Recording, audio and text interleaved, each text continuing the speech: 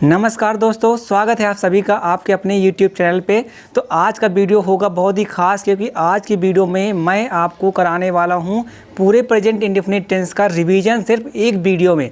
तो अगर आप लोगों ने पुरानी वीडियो नहीं देखा है तो आप इस वीडियो को देख के अपने कॉन्सेप्ट पूरी तरीके से क्लियर कर पाओगे। तो वीडियो को आप अंत तक जरूर देखिएगा। वीडियो हो सकता है थोड़ा सा लंबा हो जाए, बट कोई बात नहीं, अगर हमको चीज़ें समझ में आएंगी तो वीडियो लंबा होगा क्या फ़र्क पड़ता है, हमको तो ओवरऑल सीखना ही तो है। ओके, तो चलिए स्टार्ट करते हैं हम आज का वीडियो में आगे बढ़ने से पहले चैनल को सब्सक्राइब कर लीजिए और साथ ही साथ इस बेल आइकन को भी दबाइए, उसमें ऑल को सेलेक्ट करिए ताकि आपकी कोई भी वीडियो मिस ना हो। दोस्तों, सबसे पहले हम ये जानते हैं कि प्रेजेंट इंडेफिनिट टेंस यूज कब किए जाते हैं।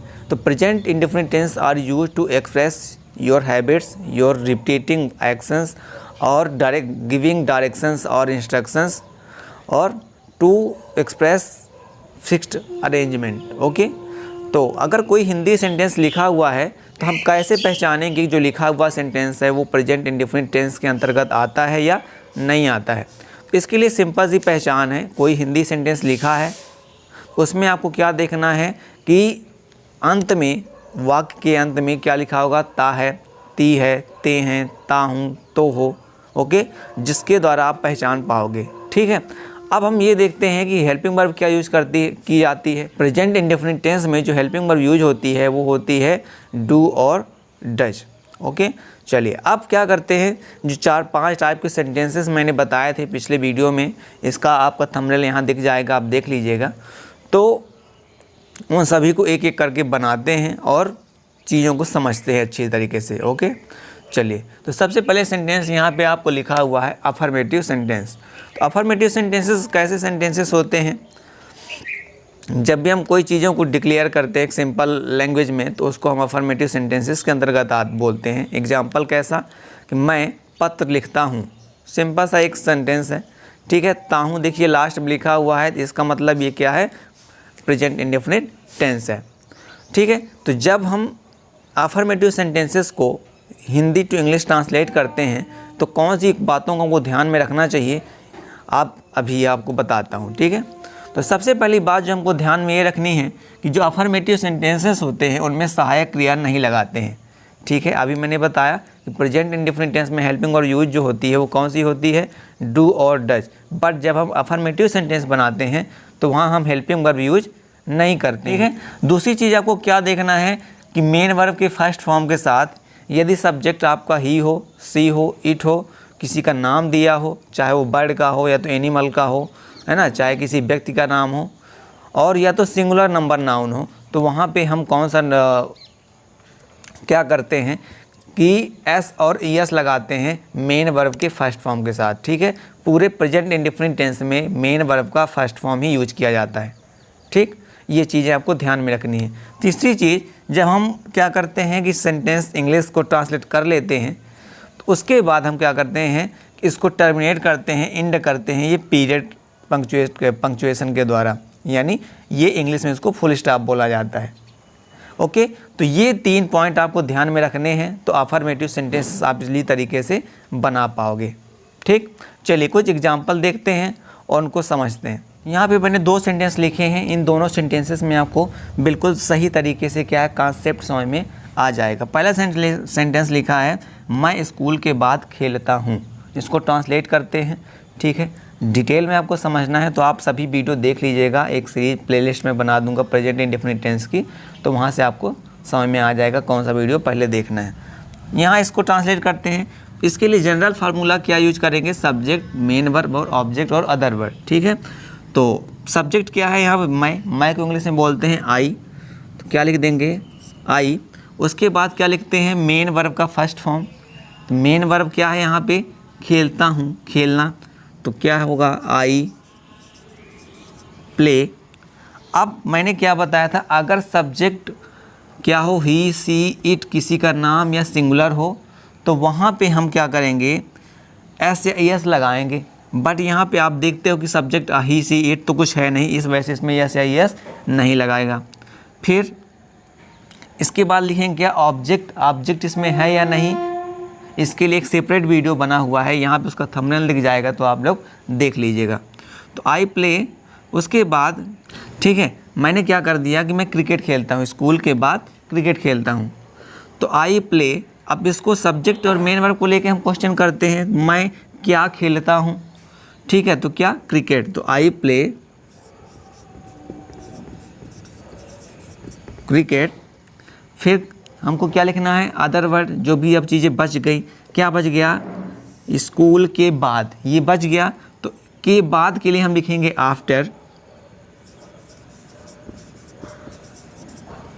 और स्कूल तो आफ्टर स्कूल। ओके, यहाँ देखिए मैंने इसको फुल स्टॉप के द्वारा टर्मिनेट कर दिया, ठीक है। तो ऐसे आपको सेंटेंस बनाना है। इसको भी देख लीजिए, लिखा हुआ है वह सुबह जल्दी उठता है, तो ये वह इंग्लिश में क्या लिखेंगे, ही सब्जेक्ट है। फिर उठता है मेन वर्ब, तो मेन वर्ब को क्या लिखते हैं, उठना, वेक अप, तो ही वेक अप। यहाँ पे समझना ये है कि मैंने जब बताया था सब्जेक्ट आपका ही, सी, इट किसी का नाम या सिंगुलर हो तो हम एस या एस लगाएंगे। तो यहाँ पे आप देखिए कि सब्जेक्ट क्या है, ही है, दैट मीन्स यस या यस यहाँ पे लगेगा, तो किस पे लगेगा, वेक पे लगेगा। तो ई तो ऑलरेडी इसमें लगा हुआ है, तो एस हम इसमें और लगा देते हैं, तो ही वेक्स अप, ठीक है। अब इसमें ऑब्जेक्ट नहीं है, तो बच क्या गया, उठता है सुबह जल्दी, ये दो चीज़ें बच गई, तो क्या लिखेंगे, ही वेक अप अर्ली। पहले इसको बनाएंगे फिर इसको बनाएंगे, सुबह इन द मॉर्निंग।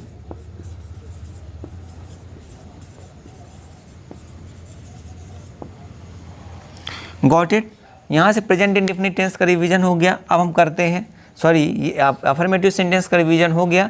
यहाँ पे अब हम करते हैं निगेटिव सेंटेंसेस का रिवीजन। ओके दोस्तों, अब निगेटिव सेंटेंसेस के बारे में देखते हैं कि निगेटिव सेंटेंसेस क्या होते हैं, ठीक है, क्या उनका रूल होता है। इसमें फैक्ट मैंने लिखे नहीं है, आपको मैं जब बोलूँगा तो आपको ध्यान देना है, और अगर आप लिख रहे हो तो नोट डाउन कर लेना है, ठीक है।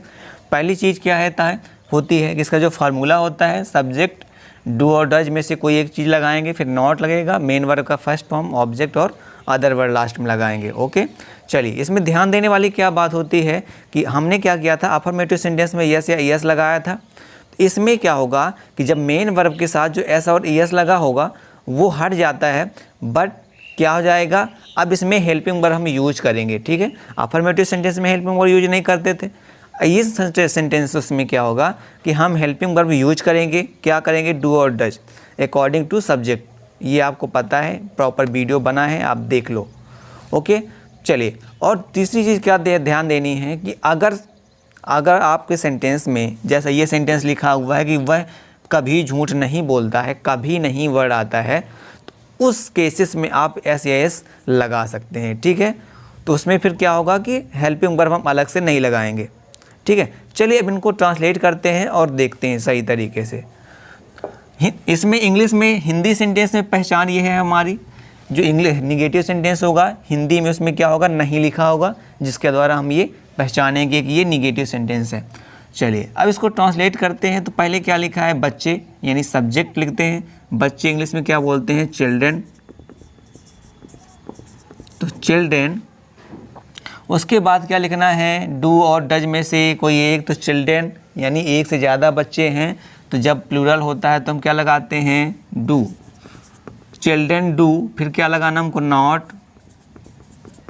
फिर क्या लिखना, मेन वर्ब का फर्स्ट फॉर्म, यानी क्या, खेलते हैं, खेलना, खेलना का मीन्स होता है प्ले, यानी तो प्ले लिख दिया। उसके बाद लिखना हमको ऑब्जेक्ट, यहाँ लिखा है बच्चे क्या खेलते हैं, आपको कोई पता चल रहा है, नहीं, किसे खेलते हैं नहीं पता चल रहा, तो ऑब्जेक्ट नहीं है। अदर वर्ड क्या हो गया, यहाँ पे मैदान पे, अब इतना तो बचा ही, तो यही तो अदर वर्ड होगा, ठीक है।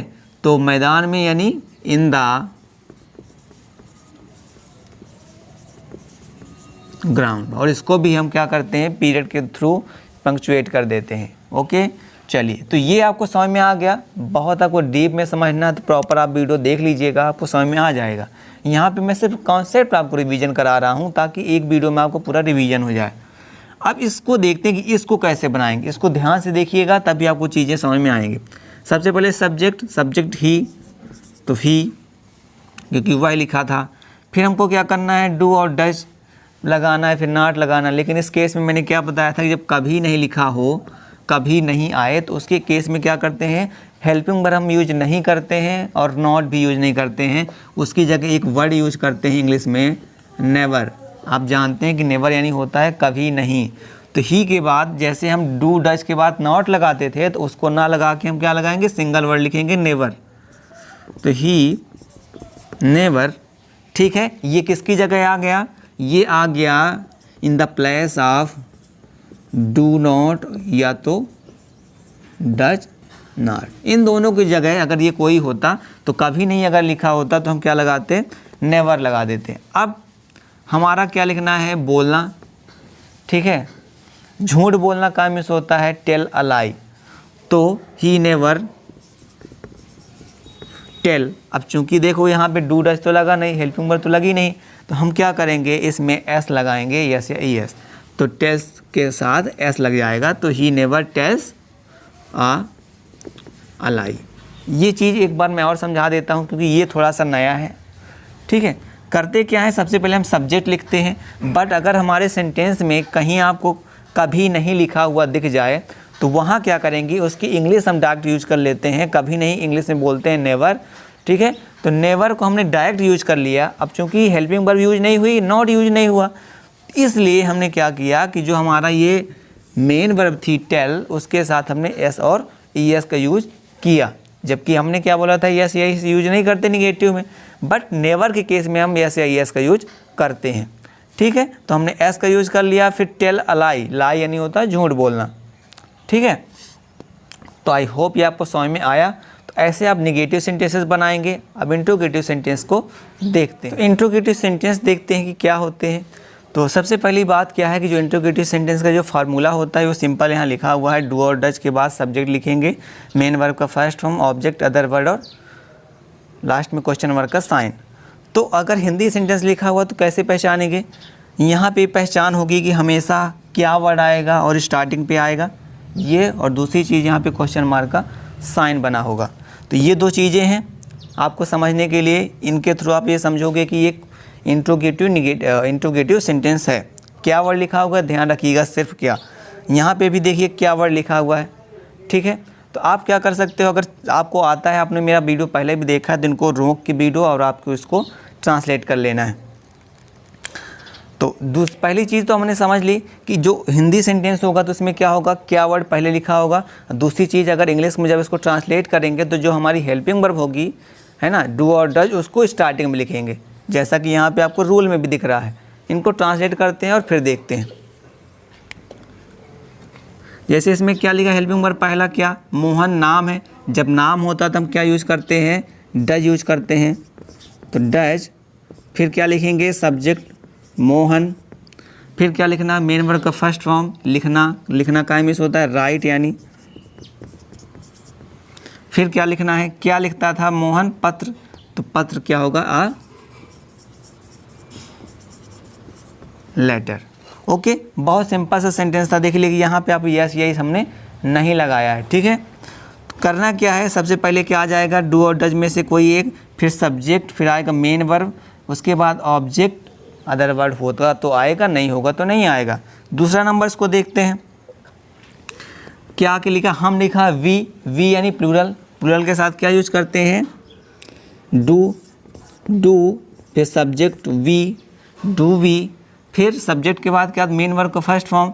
मेन वर्ब क्या है, पढ़ाई करना। पढ़ाई करना का मिस होता है, स्टडी, डू वी स्टडी। अब ये सब चीज़ें हो गई, ये इतना बच गया। साथ में के लिए हम क्या बोलते हैं, टुगेदर, ठीक है। तो डू वी स्टडी टुगेदर, और क्वेश्चन मार्क का साइन बनाएंगे। आई होप इंट्रोगेटिव सेंटेंसेस आपको क्लियरली समझ में आ गए होंगे। इंट्रोगेटिव सेंटेंसेस के बाद हम देखते हैं इंट्रोगेटिव निगेटिव सेंटेंसेस। ओके, तो इंट्रोगेटिव निगेटिव सेंटेंसेस का जो जनरल फार्मूला क्या है कि सबसे पहले हम क्या लगाएंगे, हेल्पिंग वर्ब, उसके बाद सब्जेक्ट, बाद में उसके नॉट, फिर मेन वर्ब का फर्स्ट फॉर्म, फिर ऑब्जेक्ट, फिर लास्ट में अदर वर्ड, और सबसे लास्ट में क्वेश्चन मार्क का साइन। हिंदी सेंटेंस लिखा होगा तो कैसे पहचानेंगे कि वो इंट्रोगेटिव निगेटिव सेंटेंस है या नहीं। देखिए मैंने क्या किया, इंट्रोगेटिव जो सेंटेंसेस बनाए थे इन्हीं का हमने क्या किया है, इंट्रोगेटिव निगेटिव सेंटेंस बना रहे हैं।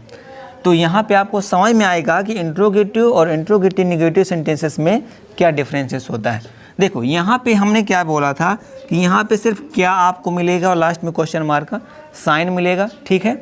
लेकिन जब इंट्रोगेटिव निगेटिव होगा तो इंट्रोगेटिव की पहचान यहाँ पे क्या है और निगेटिव की पहचान यहाँ पे लिखी हुई है नहीं।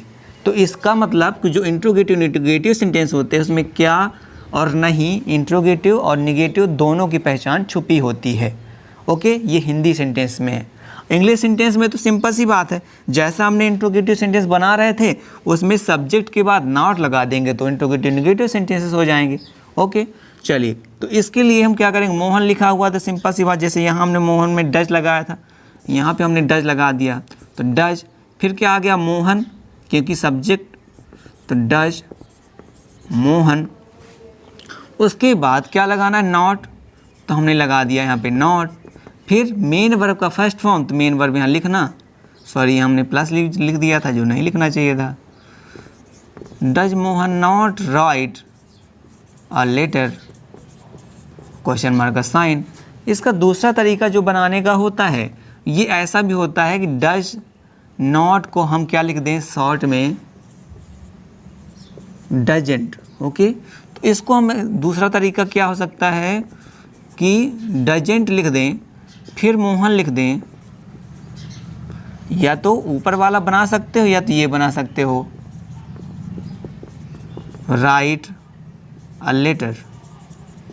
सिंपल सी बात है भाई कि आपको क्या देखना है इसमें कि डज और नॉट को अगर आप चाहते हो कि अलग अलग मेरे से मैं कंफ्यूज ना हूँ तो इसी की तरह बना लूँ, तो आप क्या कर सकते हो, डज नॉट को शॉर्ट में लगा दो डजेंट, तो यहाँ पे जो सब्जेक्ट के बाद नॉट आता था वो हट जाएगा, ठीक है, वो इसके साथ आ जाएगा। सेम इसमें भी देखते हैं, सबसे पहले क्या लगाएंगे, हेल्पिंग वर्ब डू, फिर वी, फिर लगाएंगे नॉट, फिर लगाएंगे मेन वर्ब का फर्स्ट फॉर्म यानी पढ़ना, पढ़ते हैं, तो स्टडी, फिर लगाएंगे, अब ये तो सब हो गया, ये बच गया टुगेदर, टुगेदर लास्ट में क्वेश्चन मार्क का साइन। सेम इसको भी ऐसे बना सकते हैं, क्या हो जाता है ये, डोंट वी स्टडी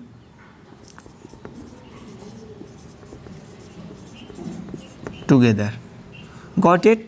दो तरीके से इन दोनों को बनाया जा सकता है, या तो हम डोंट लिख दें या तो डू और नॉट को हम अलग अलग लिख दें, तो भी इसको बनाया जा सकता है। ओके, तो आई होप आपको ये चीज़ें समझ में आ गई होंगी। तो आप पढ़ते हैं स्पेशल इंट्रोगेटिव सेंटेंस, जो कि इंट्रोगेटिव का एक स्पेशल केस होता है। तो क्या डिफरेंस होता है इंट्रोगेटिव सेंटेंस और स्पेशल इंट्रोगेटिव सेंटेंस पे। देखो जब हम इंट्रोगेट, देखो यहाँ पे मैं इसको नहीं इरेज कर रहा था कि यहाँ पे आपको ना क्लियरली समझ में आना चाहिए, इस वजह से इसको नहीं इरेज करके मैं यहाँ से कंपेयर करके आपको बता रहा हूँ। देखो जब हम इंट्रोगेटिव सेंटेंस पढ़ रहे थे तो यहाँ पे क्या देख रहे थे कि जो क्या वर्ड आ रहा था ये क्या हो रहा था, स्टार्टिंग में आ रहा था, ठीक है, सेंटेंस के। बट यहाँ जो स्पेशल इंट्रोगेटिव सेंटेंस आएगा उसमें सिर्फ क्या वर्ड नहीं आएगा, क्वेश्चन वर्ड बहुत कोई भी हो सकता है, क्या, किसे, कैसे, क्यों, कौन सा, कितने बजे, ठीक है, बहुत से ऐसे सेंटेंसेस होते हैं। प्लीज़ मेरी आपसे एक इतनी रिक्वेस्ट है कि यहाँ पे जो थंबनेल दिख रहा है इसका वीडियो आप देख लीजिए, तो यहाँ पे जो भी क्वेश्चन वर्ड होते हैं सबको मैंने कवर किया है। ओके, अगर आप उसको देख लोगे तो ये बहुत ईजी हो जाएगा आपको करने में। ओके, चलिए तो देखते हैं यहाँ पे हमने क्या बोला कि स्टार्टिंग में होता है, ठीक है, क्या वर्ड, लेकिन यहाँ पे आप क्या देख रहे हो, क्या लिखा है, क्या पुनीत क्या लिखता है, यहाँ पे लिखा हुआ है। तो ये आप क्या देख रहे हो, ये स्टार्टिंग में क्या नहीं लिखा, ये क्या है, बिटवीन द सेंटेंस, सेंटेंस के बीच में लिखा हुआ है। इसी तरह इसमें देखो नेहा कौन सी पुस्तक पढ़ती है, तो कौन सा, कौन सी, ये कहाँ पे आया, बीच में आया सेंटेंस के, ठीक है। तो ये चीज़ें आपको ध्यान में रखनी है, ठीक है। तो क्या होता है कि जो स्पेशल इंट्रोगेटिव सेंटेंस होते हैं उसमें बहुत सारे क्वेश्चन वर्ड यूज होते हैं, WH फैमिली जिसको आप बोलते हो, ठीक है। अब मैंने बता भी दिया है कौन कौन से वर्ड हो सकते हैं और उसके लिए वीडियो आप देख लीजिए प्रॉपर। अब इनको ट्रांसलेट करते हैं। देखिए इसका जनरल फार्मूला तो ये होता है जिस पे बेस पे हम इसको ट्रांसलेट करते हैं। सबसे हमने क्वेश्चन वर्ड लिखते हैं। क्वेश्चन वर्ड दैट मीन्स कि जो भी हमको बीच में क्वेश्चन वर्ड मिलता है, WH फैमिली का वर्ड मिलता है, उसकी हम इंग्लिश लिखते हैं, ठीक है। जैसे मैंने क्या क्या की इंग्लिश क्या होती है, व्हाट। व्हाट यानी होता है क्या, तो वो लिखेंगे। फिर हेल्पिंग वर्ब लगाएंगे जो कि डू और डज होगी। फिर सब्जेक्ट, मेन वर्ब का first form, object, other word last में इंटरोगेटिव का साइन यानी क्वेश्चन मार्क का साइन। इसको ट्रांसलेट करते हैं बहुत इजी तरीके से।